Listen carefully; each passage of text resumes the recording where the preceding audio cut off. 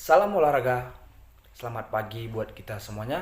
Perkenalkan, nama saya Bremalaya, NIM 61831111065 dari kelas PJKRB 2018 Universitas Negeri Medan. Di sini saya akan mempresentasikan sebuah hasil saya dalam mata kuliah dasar ilmu kepelatihan. Oke, kita masuk ke temanya. Temanya itu adalah ilmu kepelatihan. Ilmu pelatihan adalah ilmu terapan yang mempelajari masalah-masalah atlet, pelatih, proses berlatih, melatih, pertandingan, evaluasi, hasil latihan, dan rangka mencapai prestasi maksimal. Jadi, dalam ilmu kepelatihan ini, kita membahas tentang bagaimana masalah-masalah atau faktor penghalang bagi atlet dalam meraih sebuah prestasi, dan juga apa masalah seorang pelatih dalam melatih seorang atlet. Jadi menurut saya masalah yang sering terjadi pada seorang atlet itu adalah adanya kecemasan. Dalam memulai sebuah pertandingan dia merasa cemas. Kita ambil contoh dalam olahraga gulat. Sebelum dia bertanding, sebelum dia memulai pertandingan, dia merasa cemas. Dia berpikir bahwa dia tidak mampu menyaingi lawannya tersebut. Jadi itu membuat dia terjatuh. Jadi itu contohnya. Dan untuk pelatih, mungkin menurut saya faktor-faktor penghalang pelatih dalam melatih seorang atlet adalah kurangnya sarana prasarana atau fasilitas yang ada di dalam contohnya tempat dia melatih, dan juga mungkin karena kurangnya pengalaman. Jadi menurut saya itu. Oke, kita masuk yang selanjutnya, yaitu faktor pendukung prestasi. Usaha mencapai prestasi merupakan usaha yang multikompleks yang melibatkan banyak faktor, baik internal maupun eksternal. Yang pertama, faktor internal. Faktor internal merupakan pendukung utama tercapainya prestasi atlet. Sebab faktor ini memberikan dorongan yang lebih stabil dan kuat yang muncul dari dalam diri atlet sendiri, yang meliputi bakat dan motivasi. Jadi dari faktor internal ini menjadi pendukung prestasi seorang atlet, di mana si atlet harus memiliki terlebih dahulu bakat. Jadi sebelum kita memilih cabang olahraga, jadi kita harus memiliki bakat terlebih dahulu. Di mana kita memiliki bakat, di situ kita memilih cabang olahraga itu. Dan yang kedua, motivasi. Setelah kita memiliki bakat, kita harus memiliki motivasi untuk menjadi juara. Jika kita tidak memiliki motivasi, jadi itu sama saja dengan nol. Contohnya seorang pemain sepak bola, dia memiliki skill, tapi dia tidak memiliki motivasi untuk latihan. Dia jarang datang latihan, jadi itu pasti membuat faktor penghambat dalam prestasinya.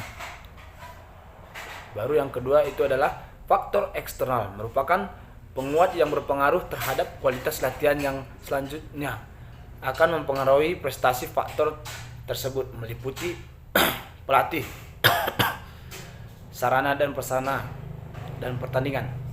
Oke, dalam faktor eksternal ini yang paling berpengaruh yang pertama itu adalah pelatih. Jadi pelatih yang memberikan kemampuan kepada seorang atlet. Pelatih yang telah memiliki pengalaman dan memberikan kepada seorang atlet pengetahuan. Jadi pelatih sangat berpengaruh dalam faktor pendukung prestasi atlet. Yang kedua adalah fasilitas atau sarana dan prasarana. Jadi perkembangan seorang atlet itu juga berpengaruh dalam fasilitas atau sarana dan prasarana pelatihan. Contoh saja dalam cabang olahraga sepak bola. Kita tidak akan bisa maju jika kita tidak mempunyai bola. Bagaimana kita melakukan teknik dasar gerakan sepak bola jika kita tidak memiliki bola? Itu contohnya.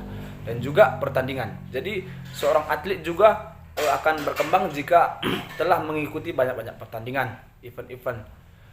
Jadi setelah dia mengikuti pertandingan-pertandingan, pasti pengalaman seorang atlet itu pasti akan bertambah, mentalnya pasti akan bertambah, rasa percaya dirinya pun akan pasti bertambah.